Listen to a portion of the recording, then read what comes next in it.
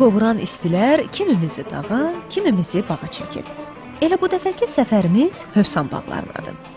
Çaylaq daşlarından çəkilən hasarlar, bərbəzəkdən, dəbdəbədən uzaq üzüm tənəkləri ilə bəzənmiş Hövsan bağları.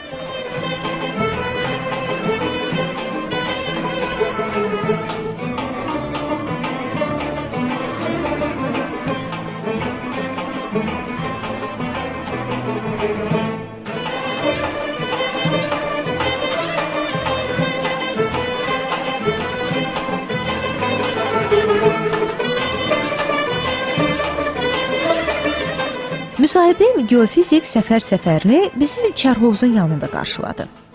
Saxladıqları balıqlardan söhbətə başlayan Səfər müəllim onların xüsusiyyətlərindən danışdı.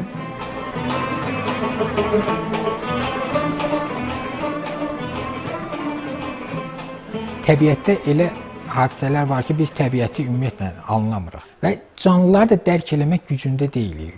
Biz bəzən bu canlılar bizi ilə danışır, bizə səs görür. Niyə çox insan balığa baxanda sakitləşir? Balıqların özlərinin müalicəvi effekti var. Danışır o insan. O sadəcə biz o səsi alt şuurumuz eşidir, üst şuurumuz eşitmir. Qızıl balıqlardır, hardasa o məkana uyğun balıqlardır ki, orada yaşam onlar üçün şərait var. Ona görə onları saxlayır. Bütün yaradıcı insanlar təbiətlə bağlı olur. Təbiətdən kənar yaradıcı insan olmaq mümkün deyil. Nəsə yaratmaq mümkün deyil.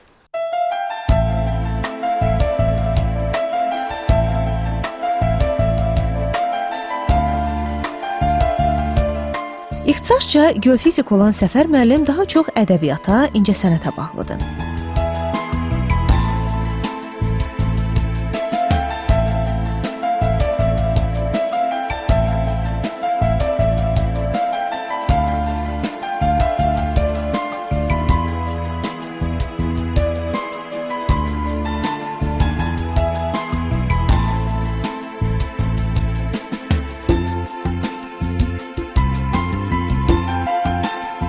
Həyətində saxladığı göyərçinlərə, balıqlara qulluq onun rahatlıq tapdığı məşğuliyyətdir.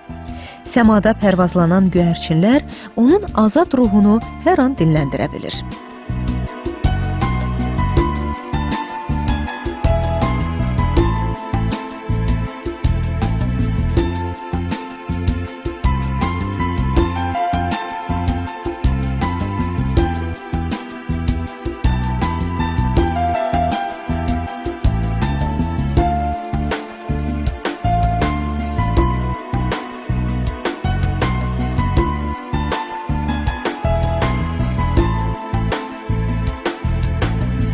Bir gün evdə oturmuşdum, gördüm pəncərənin ağzında, qapı qarşısında bir göyərçin qanad çalır. Sanki yox, indi mənim daxili halimdə kiməsə məcazi görsənə bilər, məni çağırırdı. Çıxdım həyətə, gördüm quru qumun üstündə, harca 2-3 addımlığında çörək də vardı, onu qoymuşdu. Onu yox, qumun üstündə yemək axtarırdı. Və o çörək qırıntısından getirdim, verdim ona, başladı dənləməyə. Və hiss elədim ki, hansısa bir doğmalıq, mənə yaxınlıq hiss eləyir bu quş. Hovuzdan su içmək istədi, mən hovuzdan su getirib su da verdim. Gəldi yanımda dayandı, başladı su içməyə, sanki mənim quşum idi. Və bu quşla bağlı hardasa bir duyğu yarandı, ona bir şeir həsr elədim. Bu hardasa bir epizoddur. Mən quşlarda, canlılarda vəfanı, sədaqəti, etibarı daha çox görürəm nəinki bəzi insanlarda. Onlarda xəyanət yoxdur. Onlarda bir parça quru çörək üçün tezdən o quşun qanadları kəsilmişdi, uçub gəlmişdi. Yəni bu quş bəzi insanlardan daha vəfalıdır, daha etibarlıdır.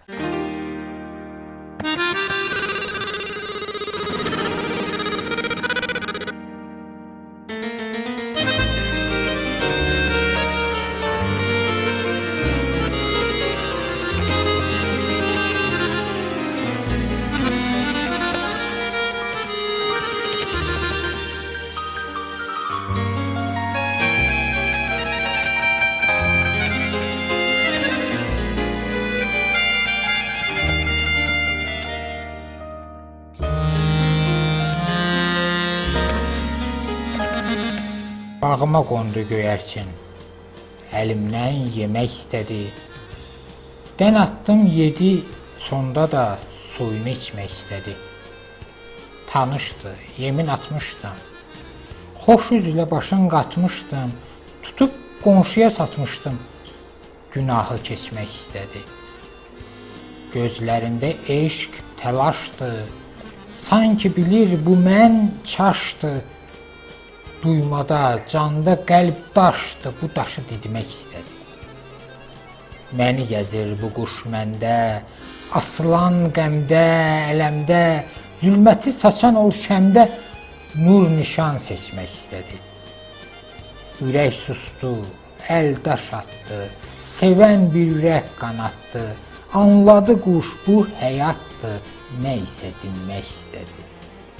Daha deyil oynadlı, göyə qalxdı, al qanadlı, bu quşu süzüb havalı səfərdə köçmək istədi.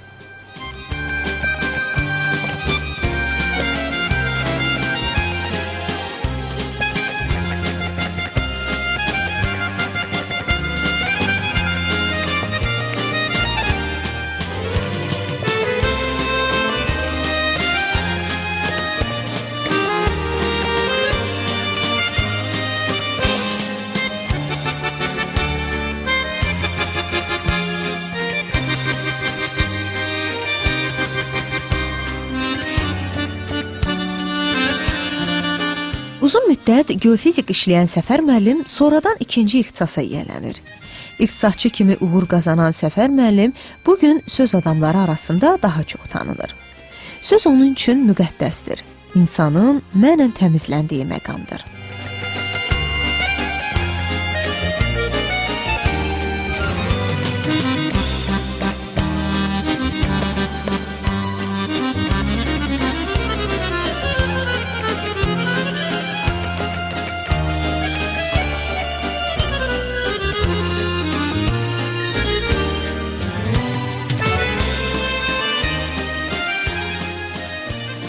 Söz özü mənim üçün mənəviyyatdır, söz özü mənim üçün təbiətdir. Tanrı özü sözlə yaradı bu cahanı. Ona görə sözdə təbiəti, bu insanlığı nə qədər duyuruqsa, o qədər də biz sözdə onu ifadə edirik. İndi imkan gücümüz çatdığı qədər çalışırıq ki, bu sözü məna ilə dolduraq.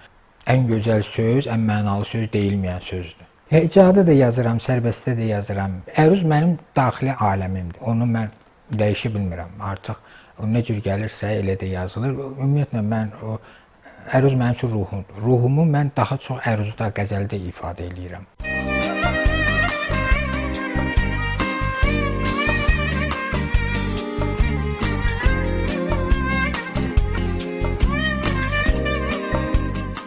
Yazarlar daha çox öz yazdıqlarını oxşayırlar. Onlar öz yaşadıqlarını yazırlar. Səfər müəllimin şeirləri də belədir. Yaşadıqlarını, şahidi olduqlarını qələmə alır. Səfər Səfərli daha çox qəzəl janrında yazır. 500-dən çox qəzəlin müəllifidir. Yazmağı isə Tanrının ona bəxş etdiyi ən gözəl hədiyyə hesab edir.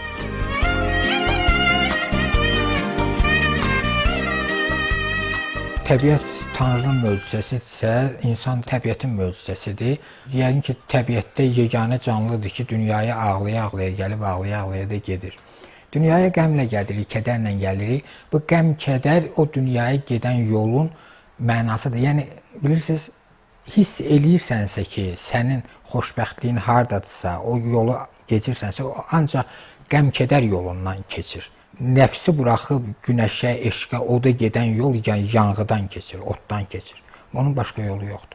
Ona görə talih yükü deməzdim. Bilirsiniz, Van Gogh'un bir əsəri var, məsələn, Solğun Çiçəkli ən məşhur əsəridir. O əsəri çəkəndə daha güclü, ruhlu alınsın deyə qulağını kəsmişdi bir hissəsini ki, ağrını hiss eləsin, qədəri hiss eləsin. Mən də bəzən hətta içimdə olmayan kədəri, başqasının kədərini içimə hopdurmağı bacarıram. Çox adam bacarır şairlərin içində. Bir əhvalat mənim bütün bu şeir yazma prosesinə dönüş yaratdı. Tamam baxışım dəyişdi. O nə oldu? Bir insanla mən tanış edim. Elə bil ki, 1-2 ilin içində sanki o dərdlərin dalıcan gəldi. Bu insanın bütün vəziyyəti dəyişdi. Həm maliyyə cəhətdən, həm sağlamlıq cəhətdən çox ağır vəziyyətdə idi. Və o vəziyyətdə bilirsiniz, bilmirsən insana necə kömək eləyəsən. Danışırdım, heç nə istəmirdi, danışırdı. Və orada ona müraciət elədim ki, sənə mən nə ilə kömək eləyə bilərəm. Bu insan mən bilirdim ki, maliyyə vəziyyəti çox ağırdır. Bu insan mənəvi ağrısı çoxdur. Onun siz məndən istədiyi nə oldu? Səfər mənə şeir yazın. Və həmin şeiri yazdım, hərçə 2-3 dəqiqənin içində. Bu da bir ömür. Bu kitabın adı, həmin şeiri də oraya yazmışam. Yəni mən başa düşdüm ki, hardasa bir söz insanın mənəviyyatına məlhəm ola bilər. Ondan sonra dəfələrlə artıq mənə müraciət ediblər ki, sənin şeirləri oxuyuruq, rahatlanırıq. Niyə rahatlanırlar düzü bilmirəm. Adətən qəm-kədər mən qorxurdum ki, hardasa mənim şeirlərimi oxuyan biraz da qəmə alüdə olar. Ancaq əksinə, məsələn, şeiri oxuyurlar, hardasa bir başqa istək, bir başqa ruh tapırlar, nəsə tapırlar. Onu oxucular daha yaxşı bilir. Ancaq başa düşürəm ki, hardasa mən kiməsə nəsə kömək eləyirəm.